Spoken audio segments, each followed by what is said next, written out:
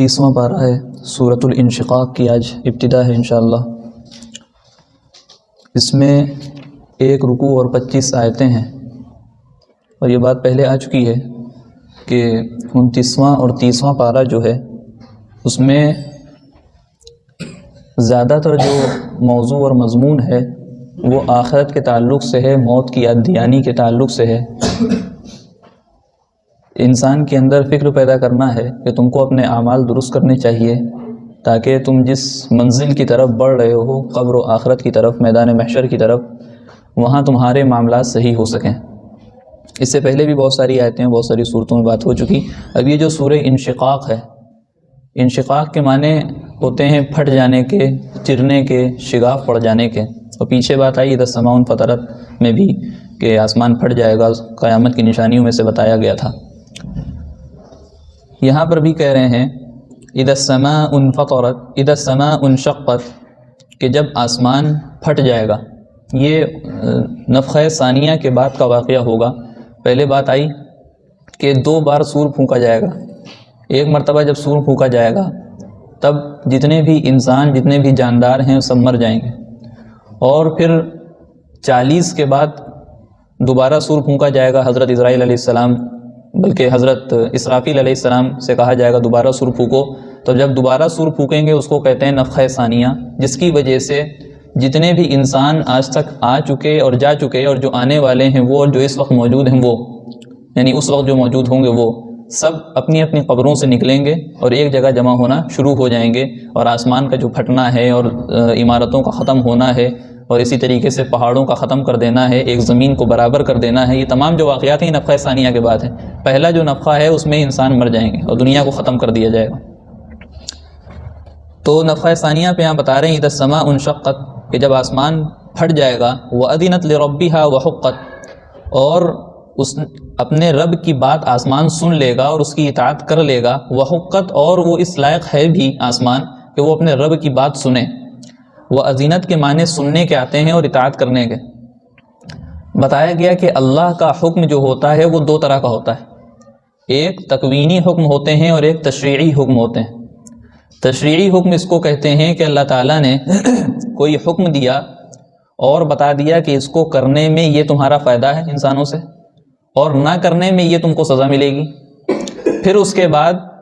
جس کو حکم دیا گیا ہے اس کو ایک طرح کا اختیار رہتا ہے، چاہے تو کرے اور فرما بردار بن جائے، اور چاہے تو نہ کرے، نافرمان بن جائے، اس کو اختیار رہتا ہے۔ اور عام طور سے یہ حکم جو تشریعی ہوتے ہیں، نماز کو ہم لے سکتے ہیں، روزے کو لے سکتے ہیں، بھئی اللہ تعالیٰ نے بتا دی نماز فرض ہے، پڑھو گے تو جنت ہے، نہیں پڑھو گے تو وہاں دوزخ بھی تیار ہے اس کے لیے۔ تو انسان بہت سے پڑھ بھی رہے ہیں اور بہت سے نہیں بھی پڑھ رہے ہیں، تو یہ تشریعی حکم ہے۔ اور یہ عام طور سے جو حکم لاگو ہوتا ہے، نافذ ہوتا ہے، وہ ذوی العقول پر ہوتا ہے، یعنی جو عقل و فہم والے لوگ ہیں، جن کے عقل یعنی انسان اور جنات، ان لوگوں پر یہ حکم نافذ ہوتا ہے، اور زور زبردستی اس میں نہیں ہوتی۔ کرنا چاہو تو کرو، تمہارا فائدہ، نہیں کرو گے تمہارا نقصان، وہاں ہم سمجھ لیں گے۔ ایک حکم ہوتا ہے تکوینی حکم، تقدیری حکم، کہ اللہ کی منشا اور اللہ کی طرف سے یہ طے شدہ ہے کہ ہماری زندگی میں کیا کیا مرحلہ آئے گا، موت ہے ہماری، یہ تکوینی حکم ہے۔ یہ تقدیری حکم ہے، ہماری تقدیر میں لکھا جا چکا کہ بھائی ہم اتنے دن اور اتنے گھنٹے اور اتنے منٹ اور اتنے سیکنڈ ہم زندہ رہیں گے، اور اتنی سانسیں ہم لیں گے، اتنا دانہ کھائیں گے، اتنی بوندیں ہم پئیں گے، اس کے بعد ہماری موت ہو جانا ہے۔ تو اس میں کسی کو اختیار نہیں دیا جاتا، یہ اللہ تعالیٰ جبری، زبردستی اس کو لاگو کرتے ہیں۔ زبردستی کا مطلب یہ کہ اللہ ہی کا حکم ہے اس میں، اللہ تعالیٰ نے کہہ دیا بھائی اس کی موت کا وقت ہو گیا تو اس کا ہو گیا، پھر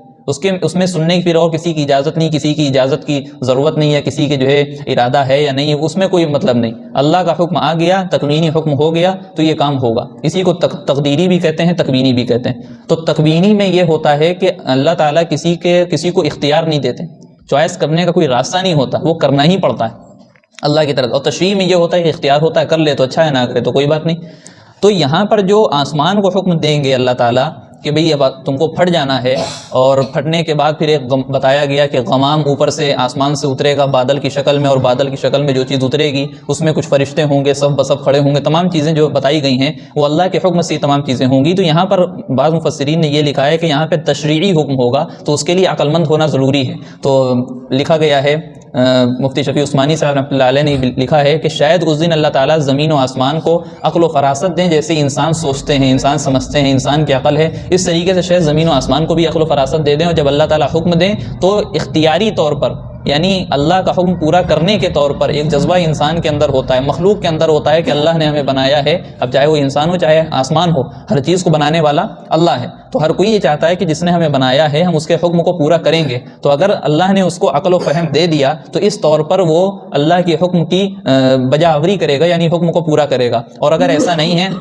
تو تکوینی حکم مان سکتے ہیں ہم کہ اللہ تعالیٰ نے اس کو کہہ دیا کہ بھئی تم کو پھٹنا ہے اور یہ کام تمہارے اندر ہونے ہیں، تو پھر وہ ہو کر کے رہے گا، اس میں کسی اور کی مداخلت کی ضرورت نہیں ہے، کسی کے ارادے کی اس میں اللہ تعالیٰ کو ضرورت نہیں ہوگی۔ وَأَذِنَتْ لِرَبِّهَا وَحُقَّتْ، اور آسمان نے اپنے رب کی بات سنی اور وہ اس لائق بھی ہے کہ وہ سنے، اتنا بڑا آسمان ہے، ہم تو بہت چھوٹے سے ہیں، جب آسمان اس لائق ہے کہ اپنے آقا کی، اپنے رب کی بات سن رہا ہے، تو ایک انسان کیسے اپنے رب کی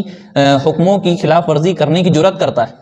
ہم انسان کو اتنا حق نہیں بنتا، ہم اس لائق نہیں ہے کہ ہم اپنے اللہ کے حکموں کو پیٹ پیچھے ڈال دیں اور اس کے حکموں کو پورا نہ کریں جب آسمان سن رہا ہے۔ آگے کیا کہا گیا نفخہ ثانیہ والی بات، وَإِذَا الْأَرْضُ مُدَّتْ، ظاہر ہے کہ ابھی جو زمین ہے ہمارے پاس، جو جس کو ہم دنیا کہتے ہیں، اس میں جتنے انسان بسے ہوئے ہیں، اور بعض جگہ تو یہ ہوتا ہے کہ بھئی یہ پاپولیشن زیادہ ہو گئی، اب لوگ جو ہے ہم دو ہمارے دو کا سسٹم چل رہا ہے کہ 2 بچوں سے زیادہ نہیں کر سکتے، اور جو لوگ کہہ رہے ہیں الحمدللہ انہی کے 5-6 شاید بچے ہیں، تو خیر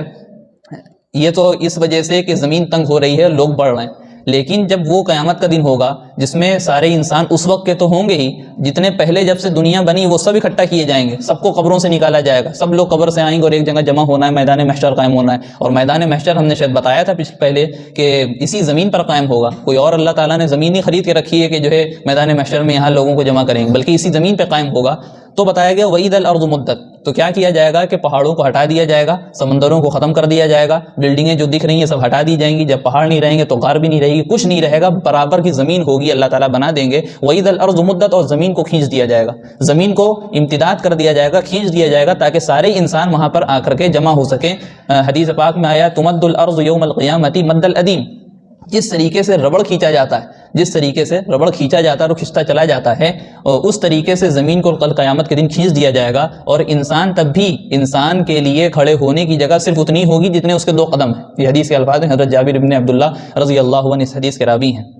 تو یہ قیامت کا منظر زمین کا ہوگا۔ وَأَلْقَتْ مَا فِيهَا وَتَخَلَّتْ، اور زمین کا حال کیا ہوگا جب وہ پھیل جائے گی تو اس کے اندر جتنی چیزیں ہیں سب وہ نکال دے گی، وَتَخَلَّتْ، اور خالی کر دے گی۔ اب زمین کے اندر کیا ہے؟ سب سے پہلے تو ہم اجسام لیتے ہیں کہ مردے ہمارے دفن ہیں، حالانکہ ان کی ہڈیاں بھی مٹی میں مل گئیں لیکن اس کے ذرات تو بھی مٹی میں موجود ہیں، اللہ تعالیٰ وہاں سے پیدا کرے گا دوبارہ انسانوں کو، اور اسی طریقے سے سونا ہے، چاندی ہے، پیٹرول ہے، تمام چیزیں جو معدنیات ہیں اللہ تعالیٰ یہ تمام چیزوں کو نکالے گا، اور وَتَخَلَّتْ، زمین تمام چیزوں کو کیا کرے گی؟ خالی کر دے گی۔ وَأَذِنَتْ لِرَبِّهَا وَحُقَّتْ، جس طریقے سے آسمان نے اللہ کی بات مانی اور یہ کہا گیا وحقت، اور یہ آسمان اس لائق ہے،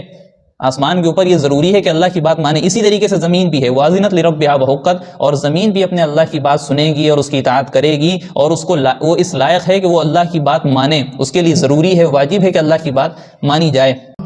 ویڈیو اگر اچھی لگی ہو تو لائک کریں، شیئر کریں اور چینل کو سبسکرائب کرنا نہ بھولیں، اور ساتھ ہی ساتھ بیل آئیکن کو پریس کریں تاکہ نئی ویڈیو کی نوٹیفیکیشن آپ کو ملتی رہے۔